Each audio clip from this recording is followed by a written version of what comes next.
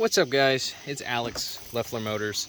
I wanted to do a little bit of a video because I've had quite a few people asking about like all my projects and stuff, and right now I'm still waiting on parts for the Grand Marquis that we rescued about a month ago now and has turned into a table. But I figured I'd give you a little backstory on all the ones I have at the shop. I've got a couple more at the house, but they're not necessarily projects. It's daily drivers, work vehicles, stuff like that, like the Silverado you saw in the Grand Marquis video. But and you guys have seen the IS350, and you guys have seen the 94 Silverado. I also have a 2004 LS430 at the house, and another 96 Explorer four-wheel drive with the roof rack and everything. And I know the shop has gotten crazy since the last time I had a video with you guys in here. I've been hoarding things and moving stuff in because I only recently got the shop. I started the channel 3 or 4 months ago now. I started it basically the week after I got the shop, because I've had all these cars sitting for the most part in a field, just having all sorts of problems. So I had the field and I got rid of it, and that's actually how I got the Celica way back in the corner, and I'll go into more detail on that. So the one I'll probably spare the most on is the Grand Marquis, because you guys have already seen a full video on that. If you haven't, it's the most recent video on my channel before this. I'm still waiting on a lot of parts for this. The fuel pump, we were able to get it swapped out, but now a bunch of fuel lines are tore up. So right now I've got it on jack stands and I'm using it as a table, so that should tell you where it's going for right now. But we heard it run. She's gonna live. She's only got 70,000 miles on it, which it doesn't show the 6-digit on these older Fords, but I'm willing to bet by the condition of that interior, it's actually 70,000 miles. And if it's anything else, it's 170,000 miles, which is lower than most of my daily drivers. So I'm not too worried about it. The ones I really won't go into too much detail about are Jamie's cars. So that'll be the Miata and the 2 SC400s. Everybody on Instagram is going to be unhappy that I said that, because they're not really my cars. I'm trying to buy that black one back there, but as of right now, none of these are my cars, and I'm too big for a Miata personally. But start with this one right here. This is a 1996 Ford Explorer. It's got the 4-liter V6 engine, the overhead valve, not the single overhead cam. The single overhead cam has a lot of issues. This was my OG daily driver. So my first car, this isn't my first car. This is the first car that I really cared about, basically. But it was my daily driver for a few years. I'm very sentimental. I'm very attached to it. Unfortunately, took it on some yeehaw trips, sank her in a lake. Hydrolocked the engine. That was, I want to say 5 or 6 years ago now. And she still runs. If I throw a battery in her, she'll crank up. I did a video on it. It actually drove over here. She knocks hard with 15 W40 even. But I've actually got over here in the corner, tucked away underneath that tarp right there, I've got a replacement engine.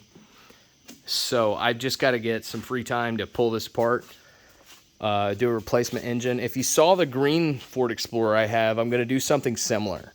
I've got a roof rack, some lighting setups. I'm going to do a full video on that. We're going to swap the engine, which will probably be its own thing. I might live stream it if you guys want to see that. If not, I'll maybe work out some kind of video. But I'm going to pull the body apart. I'm going to repaint it, redo the bumpers, install the lighting setup and the roof rack and everything. I found on Marketplace these nice American Racing wheels and these Pro Comp tires. So I threw those on. Focus. And so I've got that going for it. It's just waiting on the engine swap. If I need to move it, I need to move it. The E46. So this is a nice little car. I paid $400 or $500 for this car. In fact, let me get some of this stuff off the hood, and I'll give you more of a tour of it. If I can get the tripod set up the way I want to. One of these days. Let me scratch up the interior. Scratch up the paint for you guys. It's no good anyways, I promise, so don't worry about it. I'm more worried about getting the holes on my hands than anything else. Here's the glove box. Okay. So I paid $400 for this E46 right here. When I got it, the guy said, I don't know what's wrong with it. I think it's got a blown engine or whatever. But it turned out to just be the CCV had messed up. So I just cut the hose there. I'll turn the flash on for you guys so you can see. Oh yeah, that's much better. So I just cut the hose there, and I just had it vent to atmosphere forever. And then finally one day I just got tired of the smell, so I just did up this little hose with a PCV valve from AutoZone and ran it into a catch can, and I mean, it worked great ever since then. You know, E46 people are going to be so mad about that, but whatever. I got my hot air intake, painted this up. I found this at a junkyard and brought it home, cleaned it up, painted it this nice red color. I like that, red, white, and blue, especially on a German car, but, you know, got to represent. But, so the expansion tank cracked, and unfortunately, in my infinite wisdom, I said, well, the expansion tank is cracked, so I'll replace the entire cooling system, and then I'll actually replace the CCV the proper way, and then I'll do the Vanos, and then I'll do everything else and do it right. And what happened in that was the car sat for like 2 years. And then the car got broken into. And the kind gentleman who broke into the car decided to leave one of the doors open when he broke into the car, which is why the interior is sitting here, because the interior is covered in mold. This car got left open. So I'm still in the process of gutting that. I don't know if I'm going to try and save this interior, if I'm going to replace it, if I'm going to gut it. I don't know. It's a E46 sedan. I have very little invested in the car, so I'm not super worried about it. And right now, like just about everything else in here, it's being used as a table. Real table over here. It's a 1996 Mercury Cougar XR7. This car was actually bought by my wife's grandmother the day she was born to be the car that she rode around in. And what happened was when she passed away, the car ended up getting sold. And then me and my wife, we actually found out that this car had just been sitting for 5 years. We tracked it down. It had just been sitting, left to rot. So we bought the car back, and right now it is in dire need of vacuum lines, hoses. It runs and drives, but it's got a lot of problems. And then, unfortunately, hit a deer with it. Found a headlight rack from a Thunderbird that we could put in there. But right now, this also had a similar problem. It was parked in that field right next to the E46. This car got broken into too. The interior, unfortunately, is moldy. Again, that is heartbreaking, but what else are we going to do? This right here, pride and joy find right here. This is a 1987 BMW 325. She is a two-door manual E30. There go those. Okay. And she is 84% complete. I paid $500 for this car. Found it on a farm in a field rotting. I asked the guy, how much would you like for this car? He said, give me scrap value, and I'll give you the title. Immediately, I was like, title? Yes, title and keys, manual, 2-door, E30, had to happen. I didn't even have the money at the time. I did that Dave thing on my phone 2 days before payday just so I could make sure I could score this up. This one comes with no interior, and the window was busted out. It sat in the field for 20 years with rain coming in into the floor, and I don't know if you can see through the glass. Probably not. I'd have to open the door. Let me squeeze in here. Oh, sorry about that. Okay, my legs are covered in spiders. But yeah, so she's got a little bit of a rust problem, but nothing a little resolve and a welder and a couple of license plates can't fix. I'm pulling the spider webs off my legs, guys. Sorry. This right here, that Celica I was alluding to earlier, this actually was a gift. So the field I had all these cars parked in for about a year belonged to a friend of mine. And also in that field was this beautiful 1985 Celica GTS. It looks very similar to an E46. It's also a manual and also has about 86% of the engine left. No interior, completely gutted. There's no longer a fuel cell in the back. I guess it was going to be turned into a drift car at some point, but as far as the outside goes, she's about all there. And I'm, kind of just wanting to do a full restoration on this. Maybe throw some Initial D stickers on it. I don't know. But I'll get around to it eventually. It's just on the backlog list. It's way back here at the corner because there is nothing to it. It's starting from scratch. It would honestly be easier for me to take that IS350 motor that's sitting over there behind the Explorer and do an IS350 swap on it, which might happen. I don't know. It depends on how difficult it's going to be for me to track down an actual engine for this. And if that's the route I go with, the manual trans will probably get sold to Jamie to go in one of his SCs.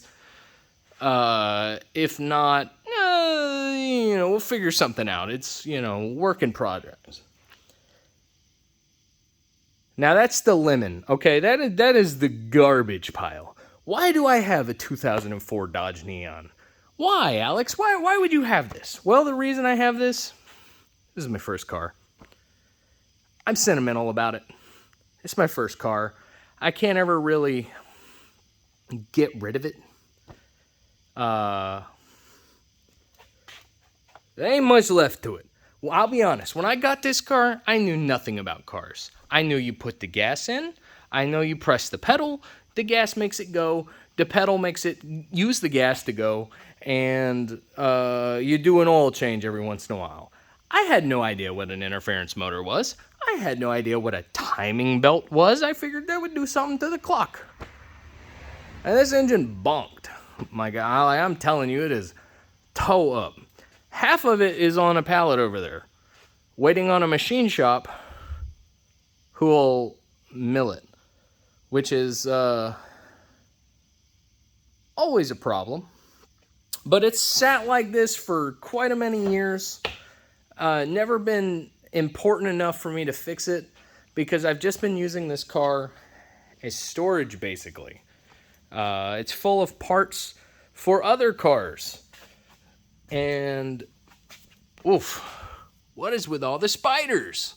I leave these cars alone for a little while and it becomes a spider playground. You know what? You guys can look in there. There's parts in there. Trust me on that. I'm not getting covered in spiders again. That was too much of a headache. This car right here, probably my favorite car. This was my father's, actually. When he passed away, this was left to me. It is a 2000 Acura RL. I love these cars, which is crazy because, you never see them anymore.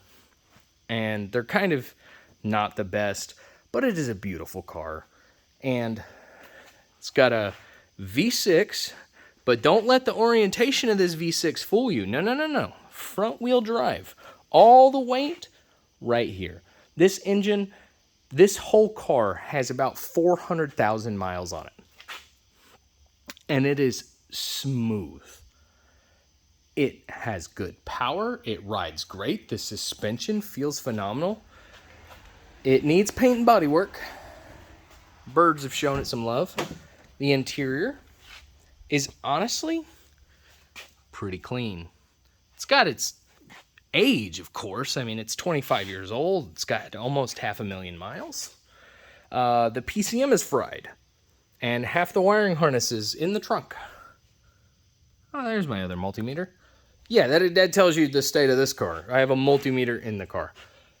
But yeah, I actually just want to get this one back because this one runs and drives. Almost none of the electronics work. If you can't tell, the headlights are ran by this little switch that I just used to jump the relay. And I got a little switch in there, and that's how the headlights work. Other than that, you know, most of the electronics don't work on the car, but it drives phenomenally. But I guess that's about it for the tour of the shop. I know most of you probably clicked off of this a while ago. Most of you probably don't care too much, but I figured I'd give you a backstory on some of the cars, some of the projects that'll be coming up soon. Like I said, I have a couple more at the house. I'm always on the hunt for another one on Marketplace, which is, you know, it's kind of a good thing I'm running out of room in here. You know, thanks Jamie, taking up this wall so I can't spend more money on other cars. I have to spend them on this one. And then I've just, you know, got my miscellaneous stuff, but I'm still getting moved in, so I just gotta get all this organized. I got my extra wheels and my camper. This is a camper for a 2016 something. But yeah, I figured I'd make almost like an update video, but not really. But I guess it's just been me talking for almost 20 minutes straight. So if you're still here, thanks for watching. Keep an eye out for new videos on these. I'm gonna try and have something with the Grand Marquis so soon, but it is just, you know, something about these cars that sit for a decade. Every time you fix one problem, you find another one, and you know, parts for this are surprisingly hard to get a hold of. But thank you guys for watching. If you liked the video, you know, leave a like. It helps the channel out. We just hit 500 subscribers, so I really appreciate all you guys watching these videos. It means a lot, actually. So thanks, and stay tuned for next time. See ya.